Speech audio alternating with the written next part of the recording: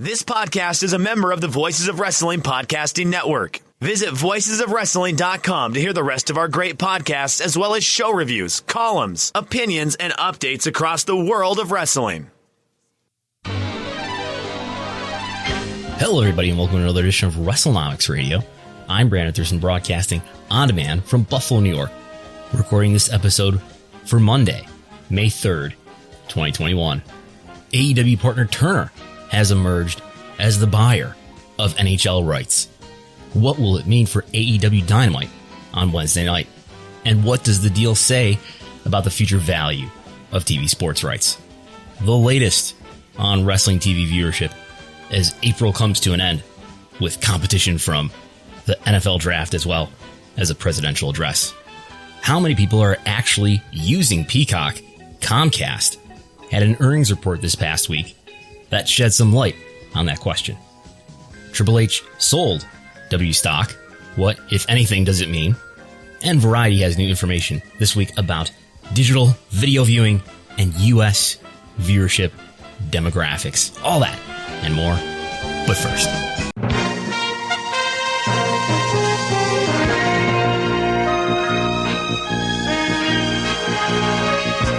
we are joined by our colleague, Chris Gullo, who is, I think, fresh from the road.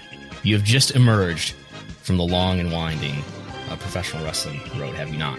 Yeah, I just got back from Columbus. Columbus, Ohio? Yes. Yeah, this wasn't a wrestling trip, though. Well, it wasn't. It was it was a personal, like a friend of mine was having a diaper party. You told me about this. Yes. Well, I mean, the week before I was in Jersey, but, this week was just driving to Columbus for just personal reasons.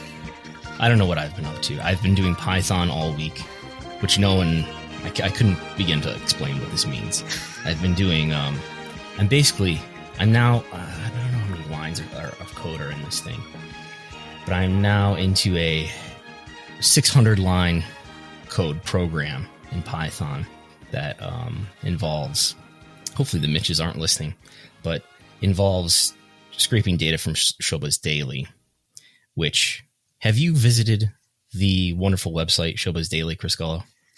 I just get all my Showbuzz Daily reports from you, so I've not actually directly gone to their website. So what would the wrestling news industry be without Showbuzz Daily? I don't know if they know. We should invite them on this podcast to discuss how valuable they are, and all the wrestling fans who leave comments at the bottom of their posts asking for additional programs that do not make the top 150. But anyway, I'm trying to make a program that automatically takes the numbers from Showbuzz Daily every day. And as you may know, this is why I asked you if you've been to the site. So they will post an image of a chart, and that chart is just an image. You can't copy and paste it. But at the bottom, they do put text of just 18 to 49 and P2 plus. So, but in the image, we get like 8 or 9 demos. So I would like that information, but you have to like manually enter it into a spreadsheet or something, which is what I've been doing for the last several years. And that's what's in the Wrestlenomics viewership spreadsheet, which all the patrons have access to. So it would be nice to know what the wider TV trends are in those other demographics, but you need a machine that will read text out of an image. And I have found such a thing, which is not free. So thanks to all the supporters through Patreon who have provided us with some funds that we can use to enhance our research here at Wrestlenomics. Seriously. And I'm beginning to do that. It costs me like a few cents every time I process an image, but we can do that now. And it'll keep me from making so many mistakes when I tweet the ratings news and whatnot. That's basically working right now, but it's a matter of, I don't know, sorting out the details and the broadcast, not just the cable. So I've been focusing a lot on the cable because the cable is what is available in text, but the broadcast. So we're talking about network programs, ABC, NBC, CBS, Fox, don't forget CW. Yep. CW. Those are only in images. The Mitches never post those in text, at least in any full kind of way. So I have now scraped a lot of broadcast data, and those scrape pretty nicely. This is called OCR, optical computer, I don't know, something reader, and it can get pretty messy. But those scrape pretty well. those convert, and we will. The idea is that I will be able to merge eventually the cable data and the broadcast data and get better senses of like, which we'll talk about in a moment. How difficult was the competition that such and such wrestling program was going up against? I can get a pretty good sense of what was on cable, but broadcast is more difficult because it's locked in that image. But the NFL draft, for example, aired on ABC, and did it air on ESPN as well? I don't even know off the top of my head. Yep, and NFL Network. Right. And the presidential speech aired on all different cable and network channels. So this will give me a more complete view of what's going on in TV. And to compare, this program's, Raw is down year over year by this degree. Well, how does that compare? We know how it compares to cable, but it'll allow me to include broadcast if that is in any way useful. So that's what I've been doing this past week. Keeping busy. That's for sure. Yes. Well, if we want to get right into it, TV is going to be the theme of a lot of today. And we'll kind of get right into the first story that we have here for Wrestlenomics this week, and is Turner buying the rights to the NHL. Now, these are the secondary rights, as ESPN has the first rights to it, but they basically have the same rights that NBC Universal had before. And it looks like they outbid NBC Universal.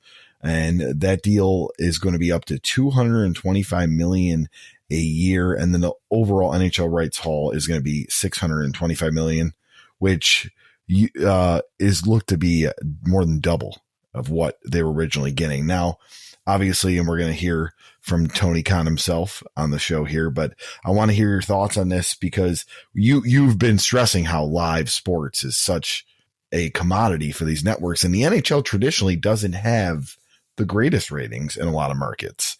The markets that it usually does successful in are more mid-market and not like top 10 markets. So, I mean, this just shows that live programming is assessed in such a high value. Yeah, and I would have to dig into the NBC SN numbers, but NHL ratings were definitely not increasing; they were declining. But live sports, NHL is decisively the fourth most popular of the big four team sports. But no, I think it signals, at least among these big ones, and that those sports rights are going to continue to grow in value still. There's no bubble that's about to burst. So I think that's maybe a good sign for wrestling rights, at least for WWE and AEW. Something that Nick Khan alluded to in the earnings call a couple weeks ago, though, is that maybe the biggest players will definitely benefit. The NFL will eat everybody's lunch if they have to. Will the secondary players on the tier below that, will they sort of get squeezed out with no more resources left to pay them with? And does WWE fall into that tier someday? Does AEW fall into that tier? We'll see. Do we know that NBC was outbid? Did they bid? Because according to Nick Khan. I mean, I don't know if we know that for true, but it seems like, I would imagine there'd be an interest there, and I'm sure an offer was put in, and, Turner getting it. It wasn't like, yes, the ratings were declining, but this live sports demand is so huge. Why wouldn't they try to retain it on their networks? Yeah. I wonder if maybe this is a decision that they sort of came to that led to the announcement that NBC Sports Network is going to fold, but we'll let the sports media podcasts like Richard Deitch and so forth handle that. But Tony Khan. So what does this mean for AEW on Wednesday night? Because Wednesday night hockey is a big night. Is that what they call hockey night in Canada? In Canada, is that Wednesday night? That's Saturday. That's Saturday. Okay. Yeah, and that's the CBC. I think CBC still has it. I couldn't tell you. CBC or CTV. Right? Yeah, I couldn't tell you which Canadian network is the one that has it still. But that's traditionally Saturday nights. But Wednesday night was the NBC hockey night. And does John Cherry from CBC? I think he got fired from. Has he been canceled from Hockey Night in Canada? He was canceled. Yes, he actually was. You just guessed that, didn't you? No, I think I heard that. All right. let's not get into why. um, so Wednesday night might be a hockey night for TNT is the moral of the story here. Obviously NHL isn't running year round, but this will begin at the beginning of the next NHL season, which is that going to be October now? Are we reset to the normal schedule? I think we're reset to normal as of right now. So maybe as early as next fall. Is AEW going to have to move or be on a different night? Or maybe Wednesday night hockey will be on a different channel altogether. We don't really know, but Tony Khan was on Busted Open on Wednesday, coincidentally, but to promote Dynamite. And he had these comments. Tony, the Turner Broadcasting networks have gotten a lot stronger. The NHL contract now 7 years, and now everybody's talking, oh my gosh, is AEW Dynamite going to move? Is this going to be a crazy situation? Do you worry about that at all? Or are you perfectly fine and know that Wednesday night is your slot in your home? I know Wednesday night's our slot in our home, and we're in a great situation. I'm thrilled with our partnership with TNT. It's a lifeblood of our company. It's our primary revenue source. And it's the way most fans get exposed to AEW and see the show. And tonight and every Wednesday that we do Dynamite, I think, for a lot of wrestling fans, it's a really important night of the week. And so I want everyone to rest assured that they're not going to have to worry about these kinds of majors. We have a contract. We have 2.5 years left on it, over 2.5 years left on it for Wednesday nights in this slot. And if there was ever an opportunity to move, or if there was a deal to be had, I would consider it. And if we did something, it would have to be a really good deal for AEW. It would have to make sense for us. But as it stands right now, that is the spot we're in tonight, 8 to 10 Wednesday nights on TNT. And if we move, I would certainly consider a deal if there was something in it for AEW. So there's Tony Khan on Wednesday. My read on that is that, we love our business partners. Of course, you have to say that at the beginning of every conversation that it concerns your business partners. Turner's, we're so grateful. We have such a good relationship with them. But it sounds like if their spot does get threatened by the NHL, that they'll use it as leverage to get something out of it for AEW, whether that's a renegotiated deal, money, or something else. And there's a lot of variables right now. He probably doesn't know much more than we do as far as what it entails, because we have to remember ESPN being the major rights holder. They didn't actively have it last year other than airing games on ESPN Plus. So we don't know where it's going to fit in their landscape of broadcasting, as well as I have heard that it's not just TNT. TBS could possibly have hockey too. So there's a lot of ways that they can go with this. And I mean, if they're doing consistent numbers in Dynamite on Wednesday nights for Dynamite that they like I said, the NHL, I don't have it off the top of my head, but I don't think it blows. I don't think it does much more than Dynamite. It might even do less. No, especially in the demo. We're talking about Turner here, and we know that Turner's told AEW that they really value the demo more than total viewership. Who knows what it will do on TNT? I expect it'll perform, if they say it's on TNT, I expect it would perform the same, if not better, than NBC Sports Network. I suspect it would perform a little bit better. So AEW right now is putting up 0.30, 0.40 sometimes in the demo. We're going to see where they really even out here in the next few weeks now that they're unopposed by NXT. But I think NHL games, I would have to look it up. And the giant Excel spreadsheet with all the Showbiz Daily info is too big for me to open up right now. But I think they were doing under a 0.20 in the demo for these Wednesday night games. But when you're a TV network, does that really matter though? Because you can get, even though you have a lower rating with the NHL, you might be able to sell better. Might be able to generate more ad revenue because it's the NHL and not pro wrestling. And I imagine TNT will put their own spin on it like they did with the NBA, where they have all these dynamic personalities on the pre and the halftime show with Barkley and Shaq and Kenny Smith. And, NBC Sports didn't have that for hockey. So I can imagine them getting those type of guys. Would you suggest there are some good promos for the NHL? Well, maybe they'll uncancel Don Cherry or his name escapes me but there was the guy with the I don't know why I can't think of it. A guy with a really good, nice mullet from ESPN. But he would be somebody. Melrose. Yes. Yeah. Barry Melrose is a guy that they could look at. Jeremy Roenick is a pretty dynamic media personality. There's guys out there. So, so that's basically my thoughts. I would be a little, I guess it's sort of like, your friend has a new friend who's, cooler than you are, I guess, even though you're really doing better than that friend is in some ways. And,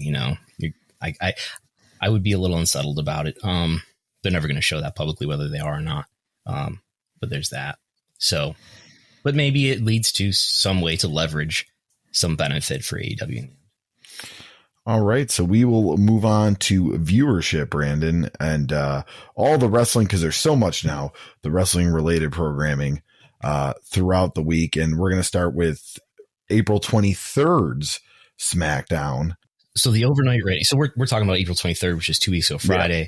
Whenever you listen to the show, we're always talking about an older episode, which is what we have the final ratings for. We have the overnight for this most recent Friday night. The most recent Friday night looks to have done under 2 million, somewhere around maybe 1.9 million. Going against the NFL draft on ABC. The second round, though, the second day. Yeah, second and third round, yeah. That's what they're doing on the second day, is the second and third round? Yeah. Okay. And so maybe it was affected by that. I don't know. But yeah, SmackDown's always the most viewed program in the wrestling universe. That demo is maybe falling a little bit, but we are going to enter into this time here of May. We're now in May. We are recording. Most people are probably listening to this on the 3rd. But we're recording on the 2nd, and we're now in May. And wrestling viewership, as patrons of Wrestlenomics know, because there's a post about it this week behind the paywall. Wrestling viewership in May for Raw and even for SmackDown, because May has always fallen in such a way that it did not benefit as much from the year-over-year increases between all their network and time slot changes. But anyway, main roster W viewership always falls month to month in May. It always falls from May from where it was in April, sometimes by double digits, sometimes by as much as 20%. So I would expect Raw and SmackDown viewership to be substantially lower this month than it was last month. We may see the biggest drop in a long time in the summer, and it's nothing even to do with the product. It's the summer and people are getting vaccinated, and all the stuff they wanted to do last summer, all they want to go do it this summer. I mean, I know a lot of weddings that were canceled last year, they got pushed to this year. So there's like double weddings happen. Like it's going to be a very active summer for, Americans and just people generally, because of being vaccinated and it being a little more free reined as far as the restrictions and whatnot. So I expect TV ratings as a whole to go down this summer. That's good spin. If any W executives are listening, take notes. You might want to reference those on the next episode. Explain away declining ratings, if there are declining ratings. Yeah, we had AEW Dynamite on Wednesday, of course. 1.1 million viewers last week. 1.2 million viewers week before that this week, going against President Biden's address to Congress. It was to Congress, right? 889,000 viewers. So that's down substantially. 0.33 demo rating versus 0.37 the week before versus 0.44 the week before that. So that's a big decline. And again, the 1849 had not been growing, had not been exploding as much as the overall audience had, because they had this huge injection of people over the age of 50 who are now watching AEW and before they were watching NXT or something. But you can I never take one week that seriously, especially for the 50 plus. I mean, it was a presidential speech. Like, that seems to be. I would not have expected it to decline this much, but it did, and we'll see what happens next week. I always, since I've now committed to doing doing a tweet now every day, I have to do it every afternoon. There's a rating. Monday it's SmackDown, Tuesday it's Raw, Wednesday it's NXT, Thursday it's AEW, and Friday it's Impact. And I get many quote tweets of people taking one rating to mean a conclusion to some vast narrative. But I don't know. It's just one week's rating. We'll see what happens. If it stays below 1 million, you might be like, all right, well, maybe there was just a little explosion there for the first weeks that they were unopposed, and now we're getting back to a normal place. And in addition to what I said earlier about May being this month of decline for Raw and SmackDown, how does that affect AEW Dynamite or NXT? I don't know. WWE NXT is obviously a WWE product. Is there some sort of WrestleMania slump, post WrestleMania slump that they'll be into? They kind of peak with takeovers around that time. Does this matter at all to AEW? Is this strictly a WWE thing? Obviously, these programs existed last year in April, but last year in April, we were in the early days of the pandemic and everybody's ratings were falling pretty badly. But we'll see. We have Blood and Guts next week. And then the Yuji Nagata, John Moxley match the week after. Yeah. That's right. I'll be tuned. So I would expect to be a bump up.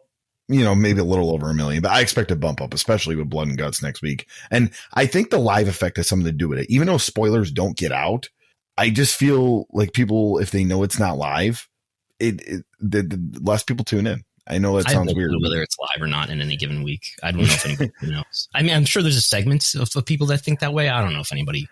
I've figured out their schedule. Like I could tell their taping schedule. Yeah. So yeah, I'm sure if you think about it for a minute, you can figure it out. Yeah. But you can book Shaq, you can book Mike Tyson, and maybe they draw some ratings. But this week you have Yuji Nagata, and that's a whole different level. So we'll see what happens. But we now Impact also going against the NFL draft. Only 120,000 viewers versus last week 141. Before that 132. They were coming off the pay-per-view where Kenny Omega won the title. So this is proof that Kenny Omega is not a draw because his number is mediocre and not that good. Demo rating was fine. It was 0.05, same as it did last week. Very dull precision here because it's a demo rating that's so close to 0. But that's what it is.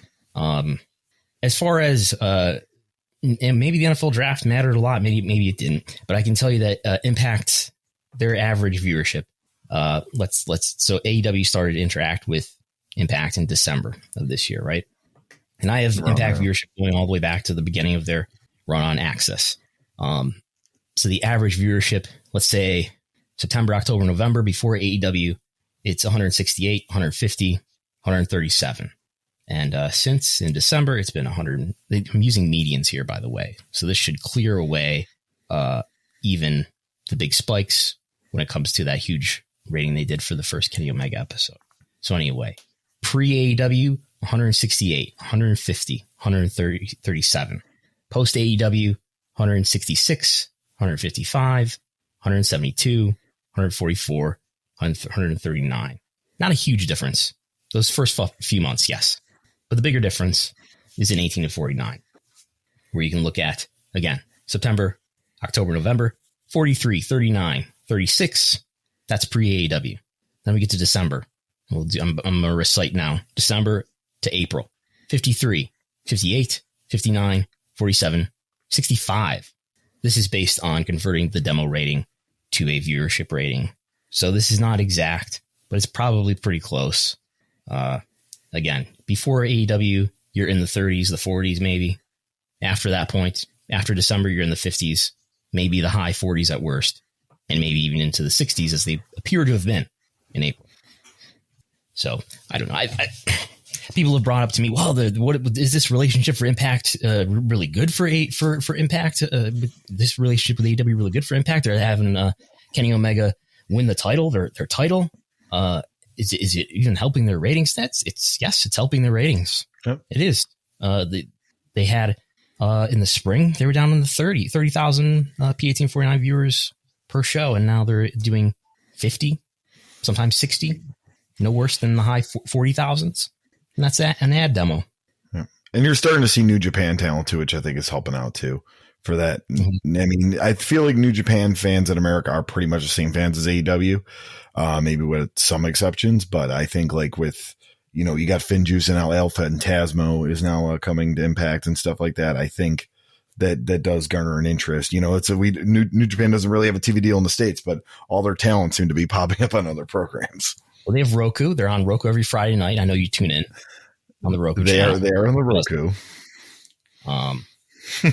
LW was on Vice this Saturday, right? Yes, yesterday. Yes.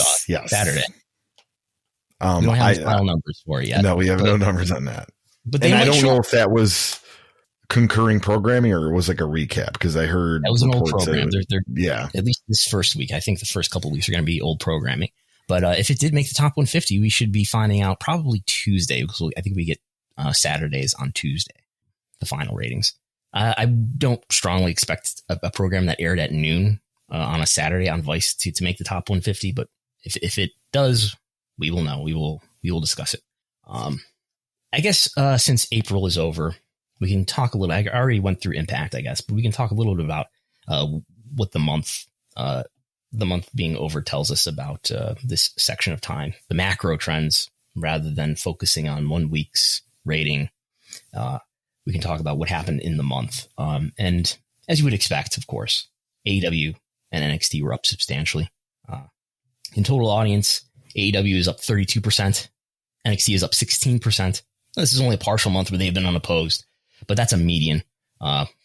We will get a better idea of, again, how their trends are really going to even out in May and in the following months, of course. Raw was up, and that's not year over year. That was month to month. It's similar year over year. Up 44% for AEW, up 18%. In the demo, AEW is up 39%. NXT is up 27% year over year. And Raw and SmackDown are each just down slightly in total audience by about 6% and 5% respectively.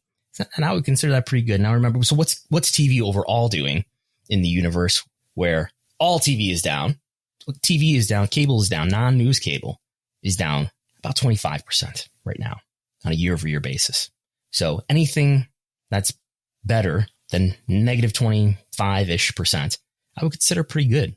And there's obviously extenuating circumstances in the cases of AEW and NXT, but they're, because they're benefited from not being opposed by each other. But I think all the wrestling programs, those 5, are doing pretty well right now. And I don't know if their networks are happy or what they expect, but I think they're doing fine. Just to talk about a little more viewership from the week, we did see a drop on the A&E biographies. The Roddy Piper did 880,000, which was a drop from Stone Cold, which did over 1 million. And then the Most Wanted Treasures, 769, which I not a huge drop from where it was. And this was Undertaker and Kane, but not a huge drop from the Mick Foley episode. I am kind of surprised about the drop there. I mean, I guess Austin is a bigger star than Piper, but and it was the first. I think the first is always going to do. Tonight is who's tonight? Do you know? Macho Man. The Macho. That's right. Macho Man, Randy Savage. That's right. So these are doing really well. I did not expect them to do this well. I think I wonder how much Dark Side of the Ring played into this decision to be able to sell this. Vice is a smaller network than AEW, and they're doing better viewership than Vice was doing for Dark Side of the Ring. But let's not take anything away from Dark Side of the Ring on Vice. Those are the biggest ratings that Vice has ever done. I think the Owen Hart episode is like the network's biggest show ever. Comes back this week too. That's right. But they have released the first hour of the Pillman episode on YouTube. So I've seen people talking about that. They're doing Nick Gage. They're doing FMW. They're doing Plane Ride from Hell. That's right. Yes. I'm actually really intrigued about the Collision in Korea. I've actually listened to podcasts on it too, but I just couldn't imagine what was going through those talents actually doing a wrestling show in North Korea. So I'm looking forward in a few years to the Saudi Arabia episode. I mean, I'm sure it's been discussed. Especially now we know some of those people that were probably stuck in that plane have been released. Oh yeah. So yeah. They could talk. Confidential witness number 1 is no longer with WB. Yeah. Ms. and Mrs. 670,000 viewers, which is almost the same as it did the week before with the lead out. It's getting the lead in from Raw. But yeah. These A&E shows continue to do all right. I guess I'm slightly surprised that the biographies are doing better. But then when you think about how well Dark Side of the Ring did, and how much energy there is around brief engagements with nostalgia, it makes sense. History documentaries are becoming back in. Like you've seen the History Channel pivot back to that But they do like the live reenactments with like, you see the food that built America and the men that built America and the Titans that built America, like all these like, and they do like, I mean, I don't have, but their Twitter trends are crazy. Like I would imagine they do very well. I mean, if Twitter doesn't mean anything if you ask Nick Khan, but well, wait a minute. They're doing great on digital and social. The eyeballs are moving. But, history documentaries are becoming back in, you know, and it's a nostalgia factor. You're a big history documentary fan, are you not? I love history documentaries. Yes. You and Tony Soprano. Right. What's next? All right. Well, I don't know. We didn't really discuss like NXT did, 744,000. So little bit of a dip overall, 280,000 of that was the 18 to 49. And then I think we did cover everything else. Yeah, we talked about Impact and all that. So we can move on to our good friend Paul Levesque. And sold a little bit of his stock. He sold 43% of the shares that he held. He completed the sale and it sold it original at the average price, which is $55.60, which they've been around for their share. And it's worth about $2 million. Now I know you kind of gone deep in this, and of course people are going to jump to conclusions on things like this. But it was just kind of a standard, hey, let's make a financial move. This means for himself. Triple H is pessimistic about WWE. He's on his way out, right? This is what this means. I feel like sometimes my job is to diffuse. Yeah. This isn't a story, but it's a story. But I mean, I wrote an article about it. It better be a story. But it's not. It's easy to misconstrue what these things mean. People sell stock all the time in WWE who are executives. I mean, all the time. Once in a while, every couple months, every month or so, I would say in a given quarter, there's a few of these, right? And but mostly it's done by people who do not garner clicks on news websites and social media. It's people like Patricia Gottsman and maybe Alan Wexler, who remembers the board of directors. Or Gottsman used to be. Let's not confuse anybody here. But Triple H actually, for a long time, he's been accumulating stock, and he had not made any sales up until last year. So that is interesting. That is remarkable. He's been getting stock. I think he gets it every year. I don't think he gets it for being on the board of directors, which he is. But I think because he's an executive, he doesn't get that additional board compensation. Not sure. But anyway, he gets stock as part of his compensation, at least every year, I think. And he has millions of dollars worth of W stock. This represented, I think, as you mentioned, 43% of his stock at that time before the sale. He still has millions of dollars, a couple, $2 to $3 million worth of stock. I think I have probably say 2.5 is probably left. $2.4 million worth of stock at market value. He made a few sales last year in May and in August. In May, he made a sale of 23,255 shares. And 2 days later, his wife, Chief Brand Officer Stephanie McMahon, made the exact same number of shares. She sold the exact same number of shares. So that points to me that was something personal, some sort of personal financing decision that they made. And that's probably what any of this stuff is. Does it tell you that they're not expecting the stock to jump and spike tomorrow? Probably, yeah. That probably does tell you that. I think there's just, they probably want to buy something big or save money for their kids, or who knows. And that's all it is. But it's maybe trying some other investments. Hey, we have all this built-in money. Let's buy $1 million of Dogecoin. Yeah, it's back on the up.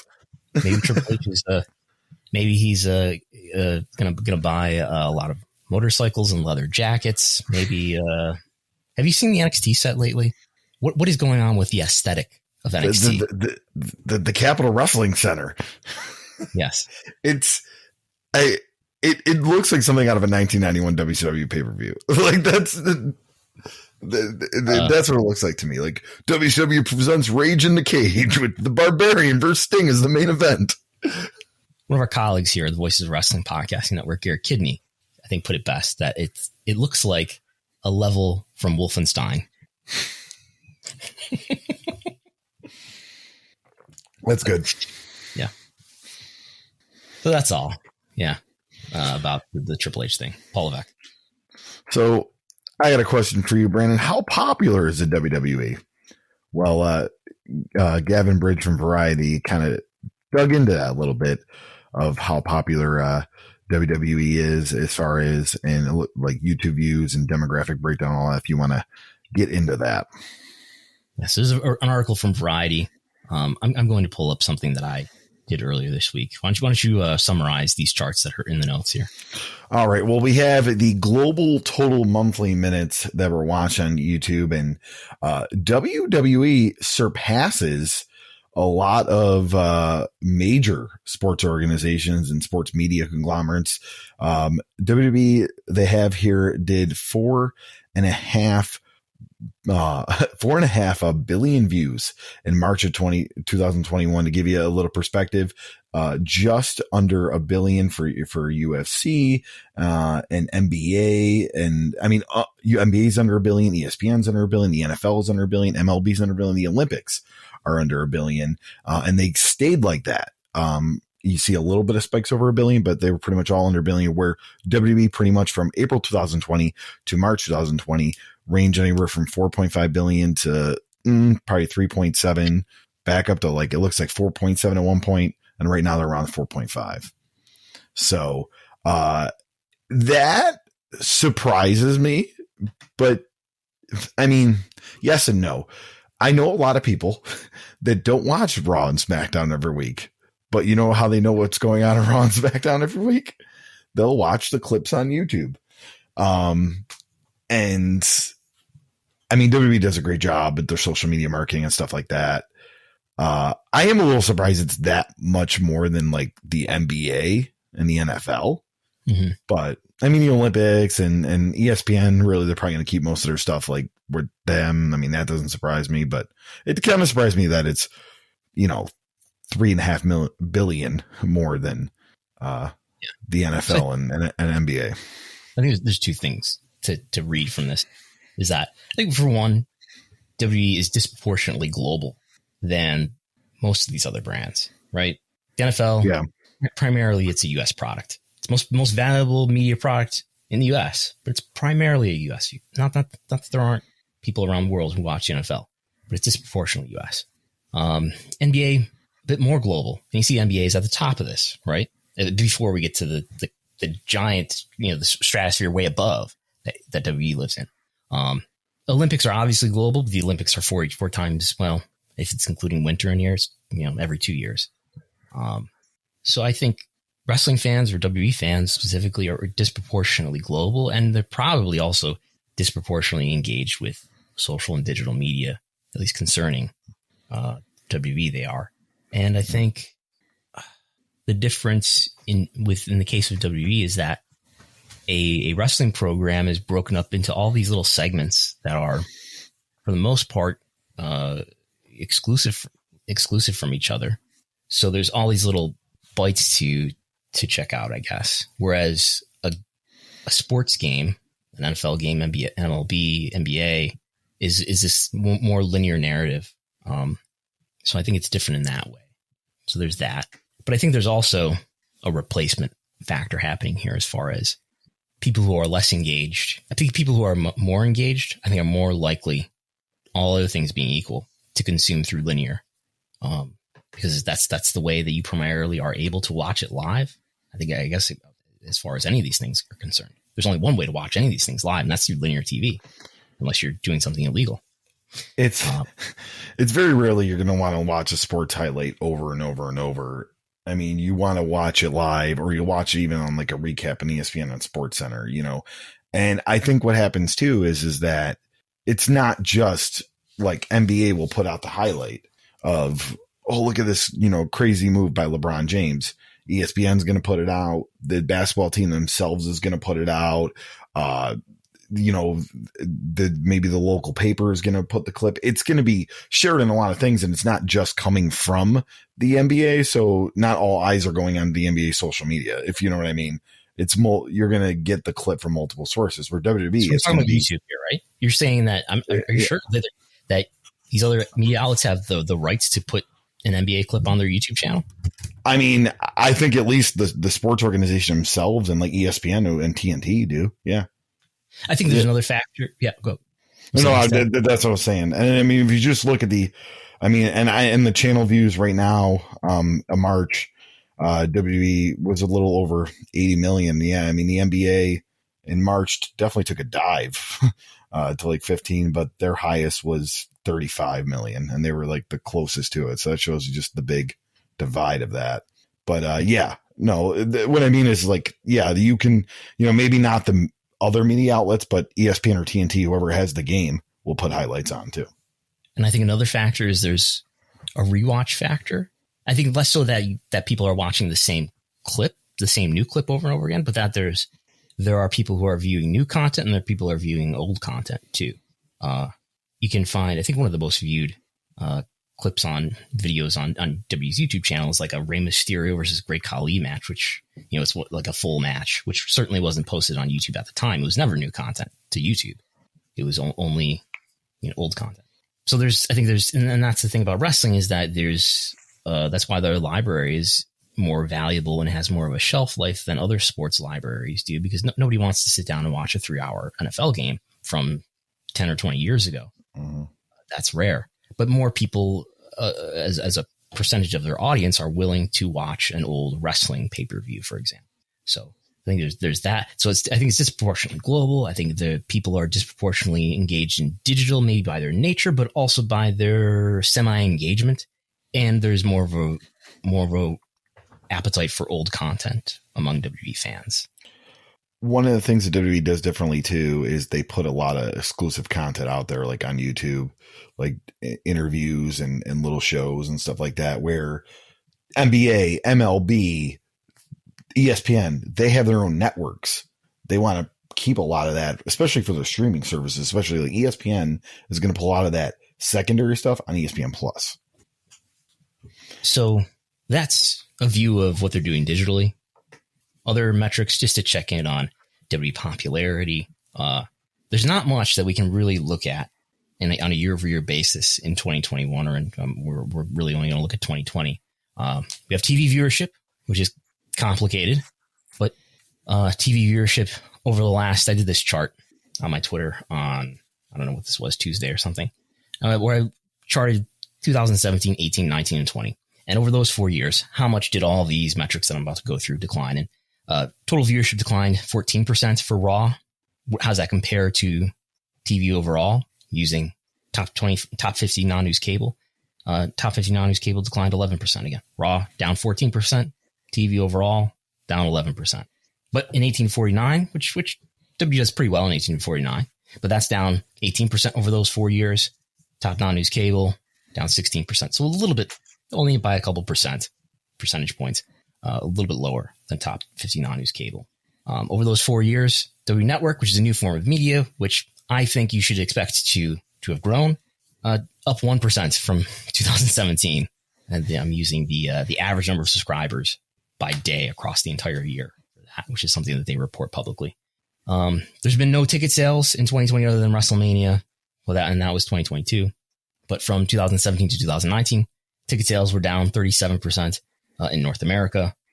Worldwide, we're also down 37%. And those are averages. But if you want to look at the total attendance, because maybe it's skewed by the number of events they run, well, that was down worse, down 44%. E-commerce has really benefited in 2020 because there was no venue merch, or maybe people just got really interested in buying certain merchandise.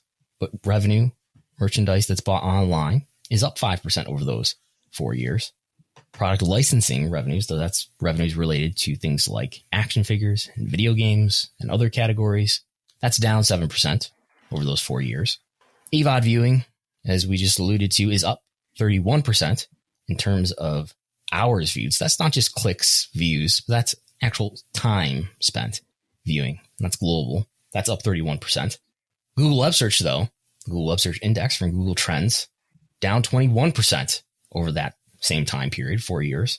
But revenue is up 7%, and operating income, which is a measure of profitability, is up 44%.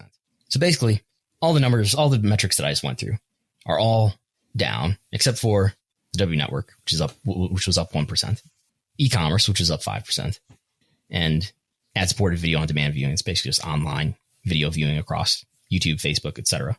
That is up 31%. But total revenue up, total operating income up, because as we talk about all the time here, media values are through the roof, despite declining ratings. You also have a chart here, Brandon, that you sent to me with the U.S. demographic viewership breakdown. Yes. So how much percentage of, that viewer is a certain age group? The moral of the story here, I think, is that all these programs are the same in terms of age breakdown. They're all the same. This idea that AEW has this younger viewer than W programs, that was bared out. Very close too. Yeah, that was bared out in TV viewership, but that was bared out in TV viewership because more young people were watching AEW over NXT, which made NXT look disproportionately old and made AEW look disproportionately young. I saw this in the Facebook ad surveys that I did, where everybody looks to be the same. Maybe you want to talk about Ring of Honor and Impact. Maybe that's different. Maybe New Japan's different. But at least the WWE versus the AEW viewer, they're roughly the same age. I don't think there's any big significant age demographic difference. I do think there are differences in terms of WWE has more African American fans by proportion than AEW does. Maybe Hispanic fans as well. But in terms of age, I don't think there's a strong difference here. All right, so we're going to move on to the Peacock.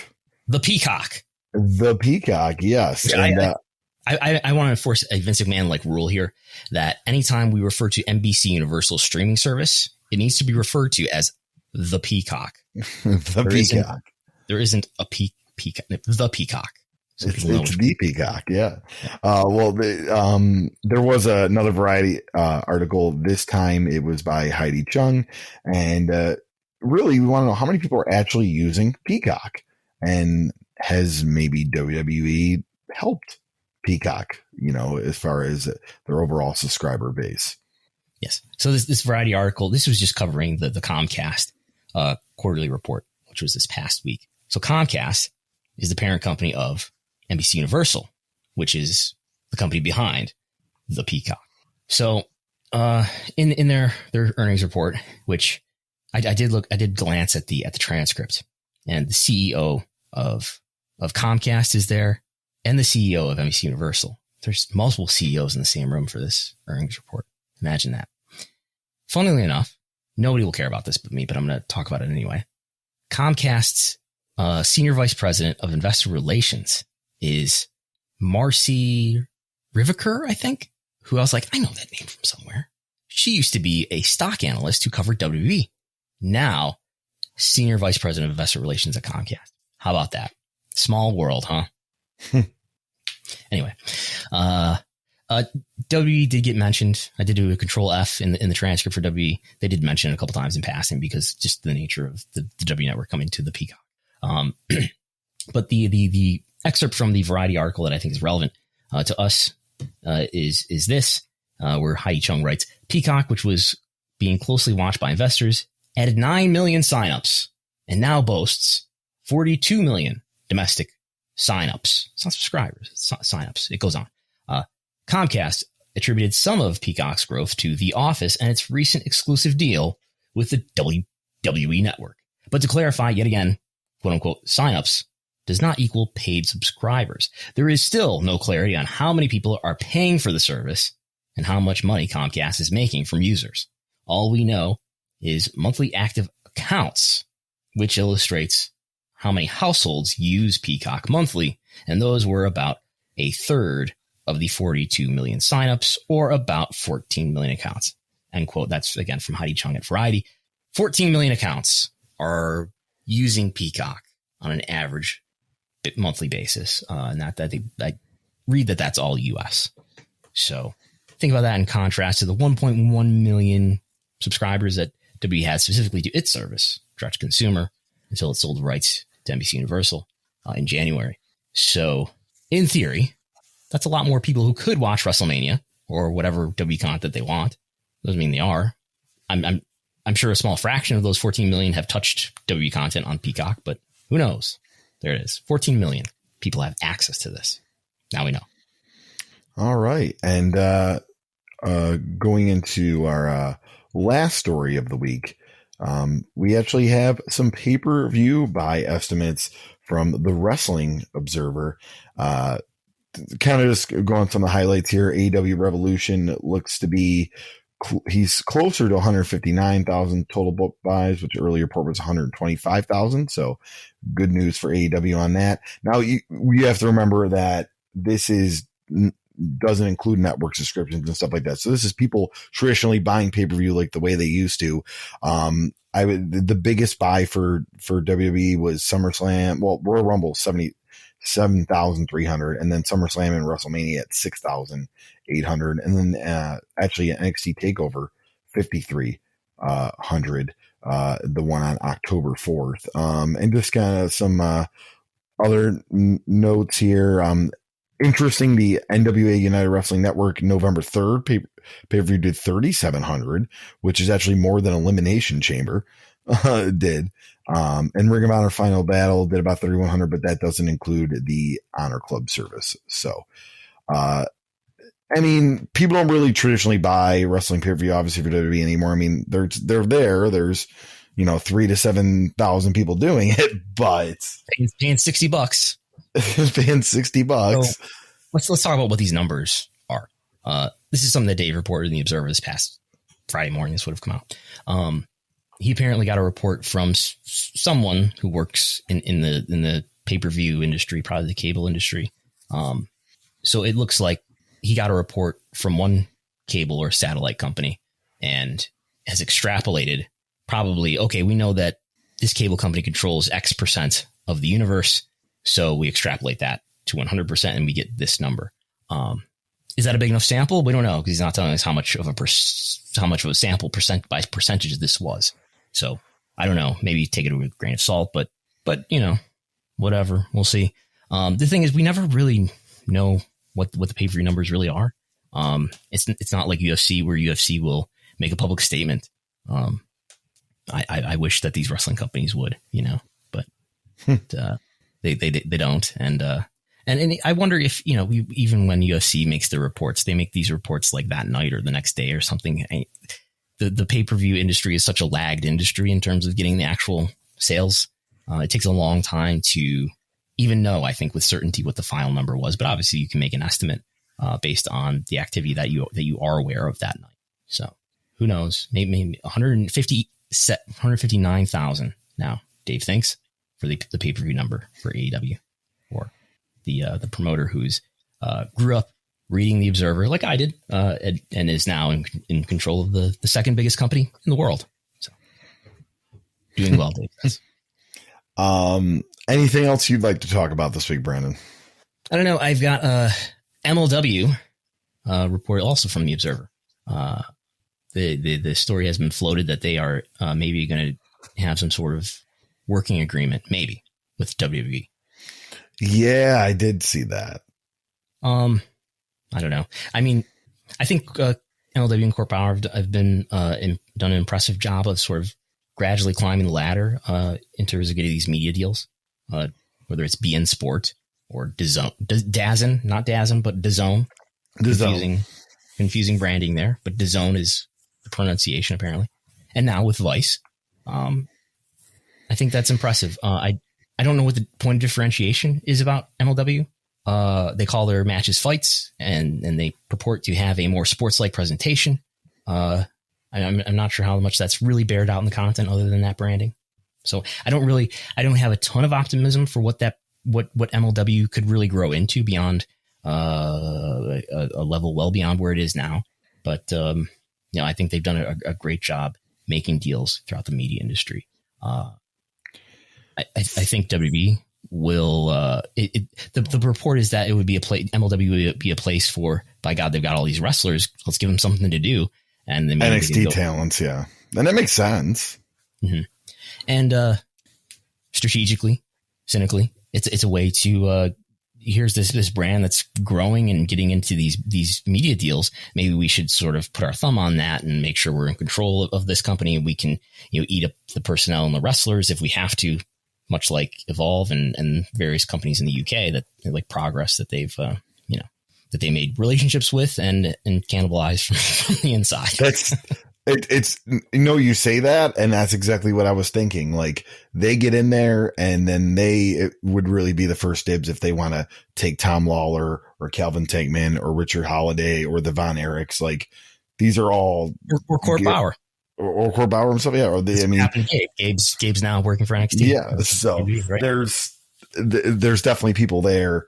And then their like commentary team. I mean, Rich Rocchini's there, but I know like they use a lot of sports guys too, which WWE loves sports guys now for their like announcing, like guys with really good sports experience. So it makes sense to me. I mean, and WWE can say, "Oh, look, we're working with people who really we know, it's to their benefit." Yeah.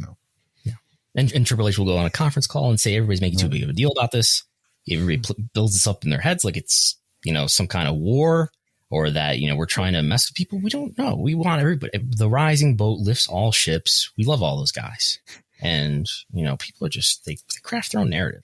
And meanwhile, Ring of Honor's like, they CMLL just terminated their relationship with them. And that's true. Yes. They're just there. Yeah. We could talk about that. I don't have that much to say about it. I don't know much. I mean, it's, Lucha Libre is actually really fixated in the Ring of Honor style right now. So to me, I mean, they have those guys under contracts, the Roosh and Dragon Lee and all. I believe a lot of those guys are under contract, Ring of Honor, which is huge, but you don't have that feeder system now. And AAA seems to have a relationship with Impact and AEW. So, yep. I mean, that's all I got for this week. So I guess we'll do some social media plugs. You could check me out, Chris Gullo, on Twitter, Instagram, and Facebook fan page. And I also check out my other podcast, Rediscovering the Indies, RTI Pod on Twitter, and then Instagram and Facebook. It's Rediscovering the Indies, and we're continuing our deep dive into XPW, and we'll actually be recording part 3 this upcoming weekend. So it's a 3-part series. It may be 4. 4.